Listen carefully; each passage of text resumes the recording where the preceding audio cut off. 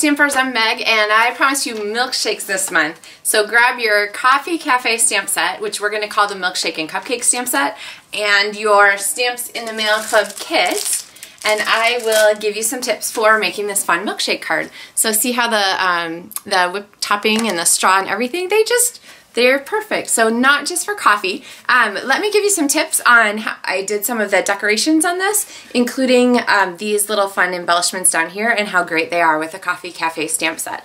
So grab your kit and let's get stamping.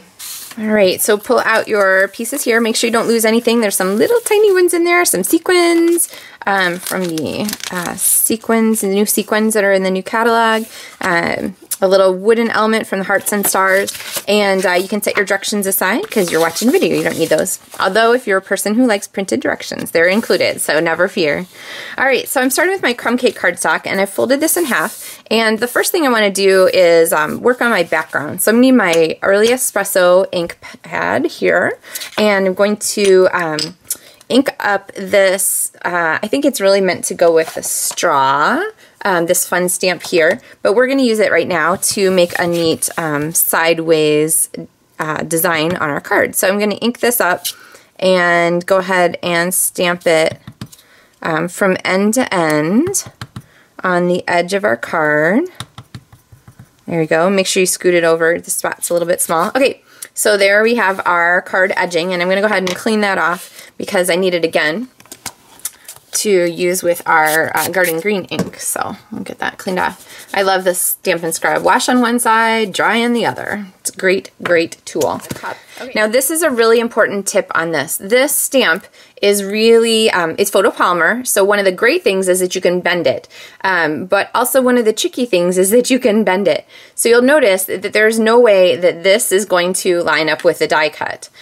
So my advice for mounting photopolymer stamps is never take it and stick it down on the block, because the chance of getting it torqued are super high. So you're much better off to take your stamp and let it take its own natural shape when you set it down on the table, then take your block and press your block down on it. This is the easiest way to get the natural shape of the stamp so that it matches your die cut. So whether your die cuts are pre-die cut, like for Stamps in the Mail Club, or you're going to take your paper and then take it to your Big Shot and die cut it after, you really want to watch this because it's not going to match if you don't let this go to its natural shape. So I am going to stamp upside down. I always find it easier to stamp upside down when things are pre-punched or pre-die cut. But again, you don't want to smush with your hand because the chance of smearing it are so high. So much better to take a block and press down, then you get an even pressing on there. And now we have our cup with our edges. So the next stamp I need is the little heart here, and I'm going to take my espresso and I'm going to stamp hearts on my cup. And let's see, we'll do, okay, so I would say when you feel like, oh, you need just one more, that's a good time to stop. So I'm going to stop. All right. This is going to get layered here onto our stitched circle die cut from the stitched shape framelits, which I am in love with. And then I'm also going to give us our definition markings here on our frosting. So I'm going to grab this, and again, I like to use upside down. Be aware that the frosting is a little smaller, or the whipped topping is a little smaller than the stamp. So that way you get your stamping all the way out to the edges, and you get your cool effect there.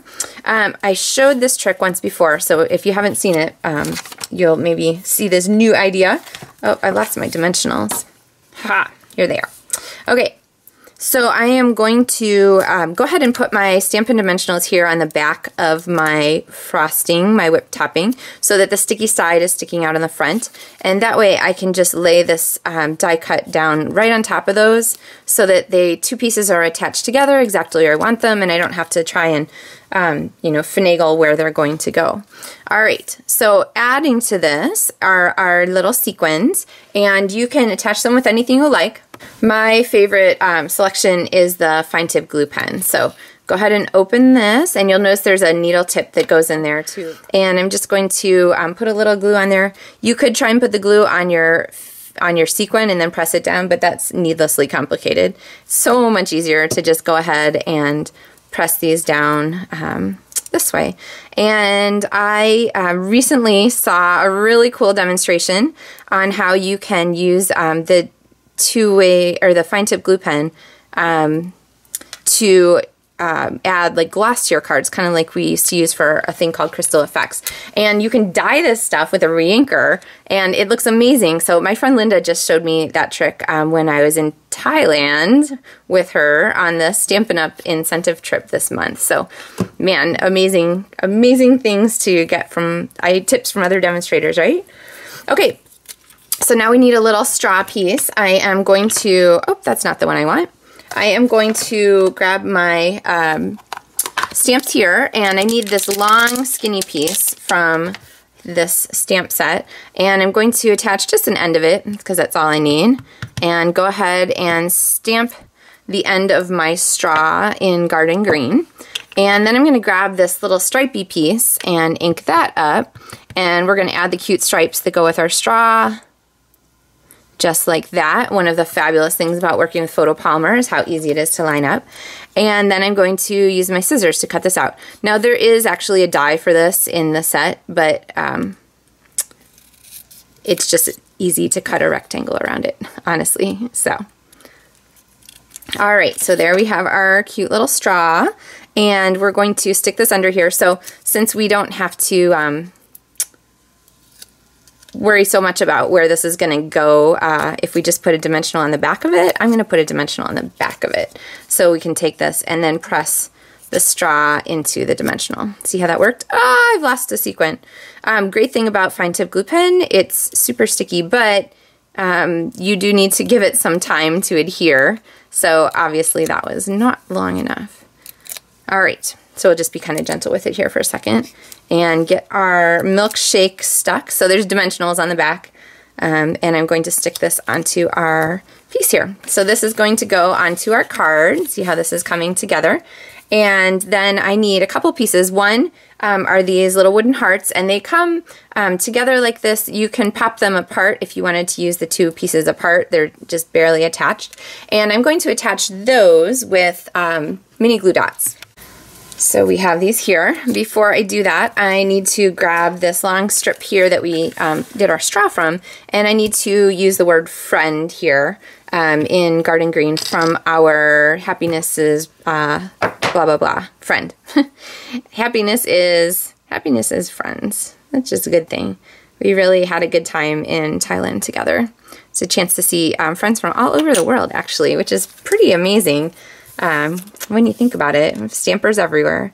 Okay, so I'm going to take this and stamp here on our piece with our friend at the bottom. I am going to trim this way out here, so maybe about there. And then I'm going to give it a banner end so that it'll layer on the front of our card. So give that little tweak there. And then this strip of the coffee break paper has little hearts on it, and I'm going to go ahead and attach it. The easiest way to do that is just put snail on the back of your banner here and layer this here onto the front. Oh, my hands are shaking. I think I've had enough coffee this morning. And then trim the ends here like so. Okay, so this is going to, this is going to go together like this. So I've got that set. I'm going to go ahead and take my circle and stick it down. And those little sequins are not just wanting to stay, are they? I think I messed it up in its like sticky part. Okay, so we're going to cheat. We'll add just a glue dot here and press that on. Right. There we go. Okay, so ta-da, our cup. And I am going to show you our banner now, which we're going to attach with Stampin' Dimensionals so that it stays there. And we'll put another one out here on the end. And it's going to sandwich on both sides of our cup, like so. Our Milkshake cup. And then we have our wooden hearts from the Hearts and Stars framelits and from your corrugated elements, which are included with Stamps in the Mail Club this month. You want one of the sweet corrugated hearts.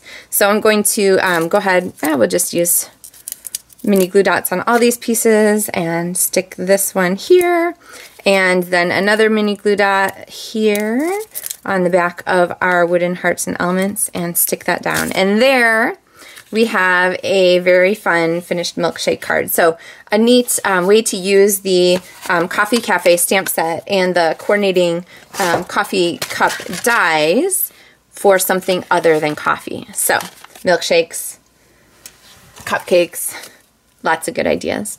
If you would like to get your own Stamps in the Mail Club kit, make sure you contact me soon, and you can request one of those in the mail, and I'd be happy to get it out to you. So thanks for watching Happy Stamping, and I look forward to showing another project with you again soon.